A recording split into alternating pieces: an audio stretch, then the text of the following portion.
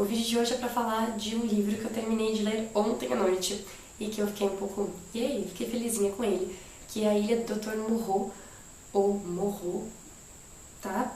Do Wells.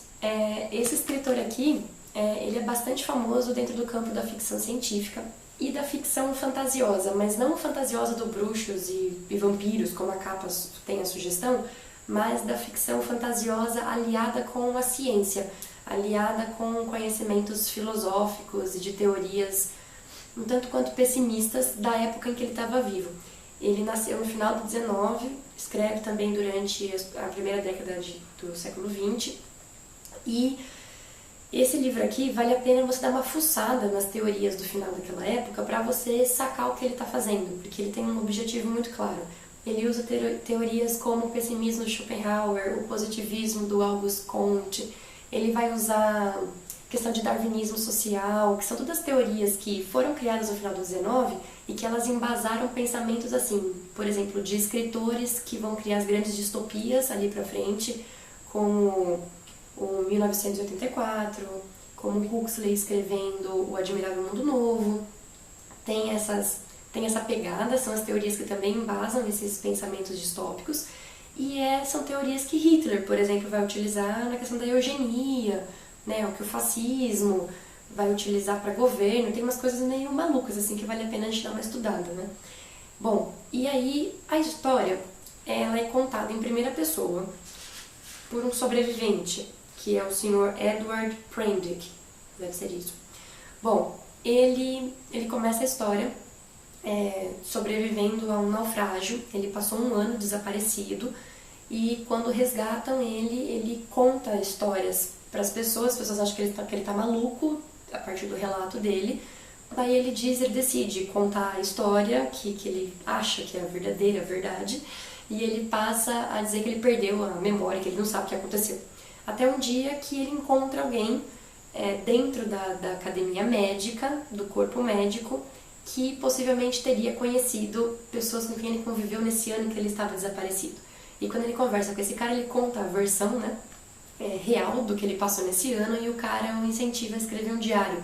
Então é isso que a gente vai ler. A gente vai ver uma retrospectiva desse ano que ele passou preso numa ilha.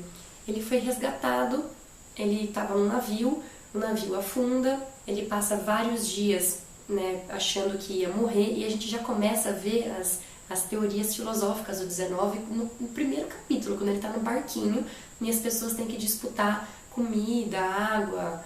É um estilo mais cruel do que as aventuras de Pi, tá? É uma coisa mais pesada. E aí ele é resgatado por um barco, ele é o único sobrevivente.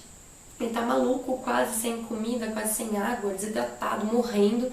Ele é resgatado por um barco muito esquisito, que tem um capitão maluco, bêbado, assim, de pedra, e dentro tem um médico que o salva, e esse médico tá levando um carregamento de animais para uma ilha desconhecida, ainda não nomeada e não mapeada, onde ele desenvolve uma pesquisa científica.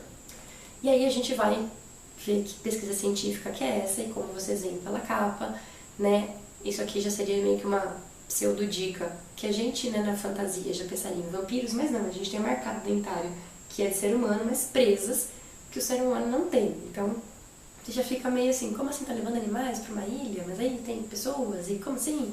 Então você já saca assim desde o início o que está acontecendo. E é isso que me irritou um pouco no livro, porque assim, o livro em si é muito bacana, só que ele tem uma certa pegada que é típica de escritores do século XIX, pelo menos ao meu ver, que ele acha que está te enganando quando ele não está, sabe? Eu lembrei muito a Última Volta do Parafuso, é isso o nome? Não vou lembrar agora. De que ele tá fazendo todo um mistério lá que você já matou na terceira página, sabe? Então, ele faz descrições muito acirradas das experiências que estão sendo feitas que você já sacou o que está acontecendo. Então, ele vai parar para explicar porque ele tem que parar para explicar, só que ele só faz isso na metade do livro, só que você já sabia desde a terceira página. Mas tudo bem. Fora isso, o livro é muito bacana, porque tem umas descrições de perseguições que são muito legais. Tem umas cenas assim que você realmente fica meio tipo, ai meu Deus, será que ele vai morrer? Não, sua burra, é óbvio que ele não vai morrer, ele tá contando a história vivo um ano depois, só que você às vezes acaba ficando angustiado por ele, assim. Eu gostei, eu consegui entrar em algumas cenas, não em todas, mas me pegou em alguns momentos. E o livro faz umas críticas muito legais. Então, por exemplo, por que o ser humano se considera a raça superior? Por que os animais não são melhores do que a gente na nossa visão de mundo? Então ele começa a ver o quanto a gente é egoísta. Ele vai colocar em jogo de que o ser humano nada mais do que um bicho, e que se você for tirando do ser humano as características que nos diferenciam das outras espécies, como a convivência em sociedade, a questão do sentimentalismo, a questão da, sei lá, ele usa um termo com o qual eu não concordo, mas tudo bem, que a monogamia faz o ser humano diferente dos outros bichos. Bom, ele vai elencando um número de coisas que quando você tira isso do ser humano, ele vai regredir a condição animalesca e ele vai se comportar com os instintos naturais. Meio a lá o Cortiço, do Aloysio Azevedo, porque é da mesma época, tá? Eles foram escritos, na verdade, acho que com 6, 7 anos de diferença um livro do outro, em países diferentes, mas usando o mesmo pensamento, galera.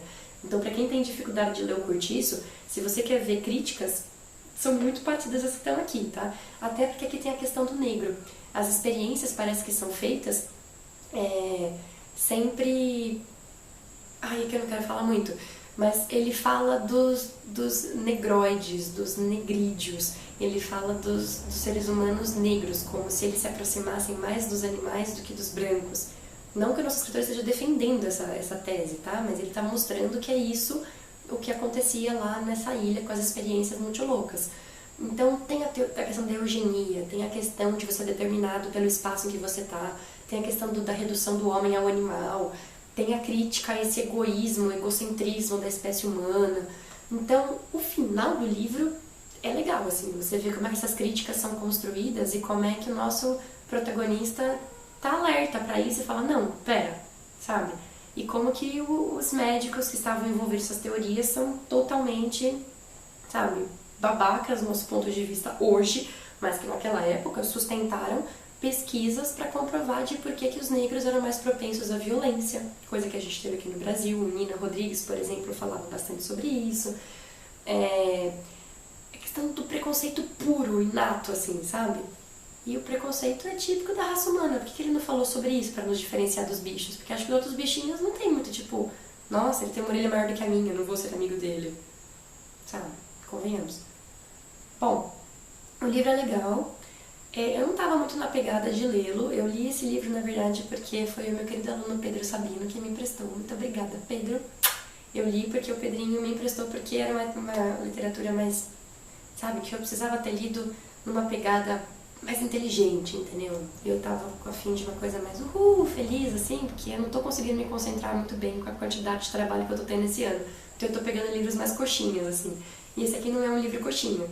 Então, ele é muito bacana, aconselho muito quem curte ficção científica, quem curte ficção no geral, e quem tá afim de estudar, assim, no século XIX, até pra quem vai prestar vestibular, isso aqui é um belo exemplo.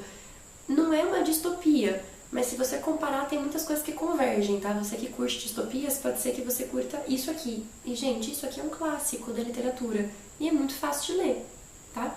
Você que tem um pouco de medinho, um pouco de... é um jeitinho de começar, tá? Esse aqui é legal. Gostei mesmo.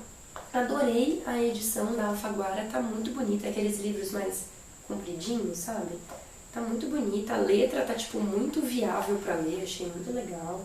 Aquela página mais amareladinha, tá bonita, viu? A orelha é enorme. Olha o tamanho da orelha. Gostei. A Alfaguara mandou muito bem. E ela tá, né, brilhantinha.